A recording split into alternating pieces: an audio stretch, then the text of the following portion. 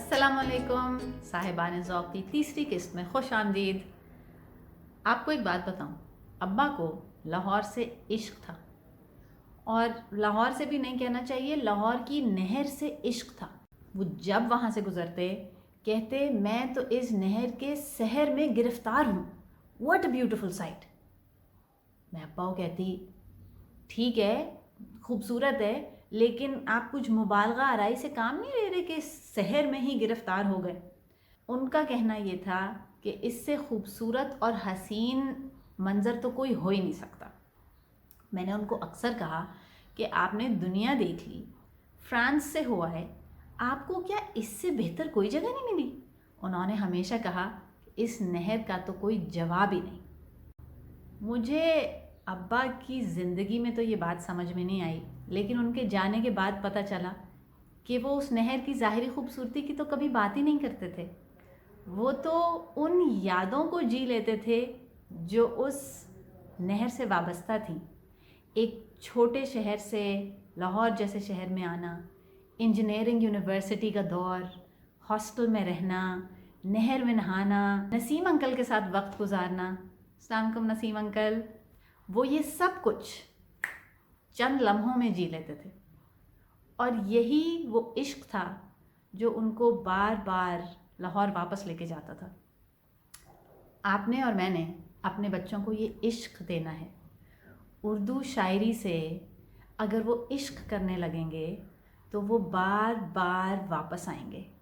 अब सवाल ये पैदा होता है कि ये किया कैसे जाए। तो आप अपने दिन का कोई ऐसा हिस्सा निकालें जिसमें आपके सर पे कामों की कोई तलवार नहीं लटक रही, बच्चे को कहीं जाने की जल्दी नहीं है, घर में सुकून का वक्त है, कोई अफरा तफरी नहीं हो रही, और आपका मूड ठीक है, ये बहुत ज़रूरी है। और आपका मूड ठीक है, ये बहुत ज़रूरी है। फिर आप अपने बच्चे को अपने पास बिठाएं, उसको बहुत सारा प्यार दें, उसके साथ वन ऑन वन बॉन्डिंग करें। ज़्यादा वक्त नहीं चाहिए, बस 5 मिनट काफ़ी हैं। अपने बच्चे को अपनी गोद में बिठा के शायरी याद कराएं। मेरे 9 और 12 साल के बच्चे अभी तक मेरी गोद में बैठते हैं। चलें, आपको मुनासिब नहीं लगता तो आप उसको अपने मुकाबिल मत बिठाइए, उसको अपने साथ बिठाएं ताकि उसको लगे कि हम दोनों पार्टनर्स हैं और हम मिल के ये काम कर रहे हैं। आप देखिएगा, आपकी मौजूदगी में नहीं, मेरी तरह आपकी गैर मौजूदगी में आपका बच्चा उस कंफर्ट के लिए, उन खुशगवार लम्हों को वापस जीने के लिए वापस उर्दू शायरी पे ज़रूर आएगा। जिस चीज़ की कदर आप अपनी ज़िंदगी में करते होंगे, आपका बच्चा उसकी कदर कभी ना कभी ज़रूर करेगा। ज़ुबान तो चीज़ ही ऐसी है, इसको सिखाया कहाँ जाता है, इससे तो इश्क किया जाता है, क्योंकि इश्क में हारने का डर नहीं होता। गरबाजी इश्क की बाजी है, जो चाहे लगा दो डर कैसा, गर जीत गए तो क्या कहना, हारे भी तो बाजी मात नहीं।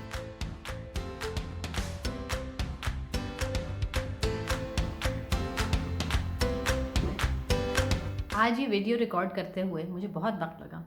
कोई 15 तो रीटेक्स की होंगी, कभी बिल्ली आ जाती, कभी बच्चा आ जाता, और कुछ नहीं तो बाहर हेलीकॉप्टर चलने की आवाज़ आने लगती।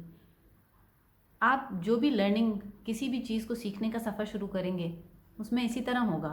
बहुत सी रुकावटें आएंगी, धक्के लगेंगे, ऐसा लगेगा कि इंसान झुंझलाता जा रहा है, कुछ हो नहीं रहा, लेकिन आप लगे रहें, क्योंकि ढिठाई को छूती हुई इस्तकामत के साथ जो काम किया जाए उसमें ज़रूर कामयाबी होती है।